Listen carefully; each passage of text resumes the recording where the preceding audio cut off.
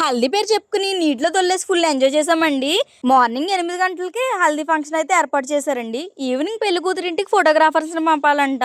ఇంకా మార్నింగ్ అందరం రెడీ అయిపోయాము ఎల్లో కలర్ డ్రెస్సెస్ తోని. ఇంకా అందరూ కూడా చాలా బాగా రెడీ అయ్యాము.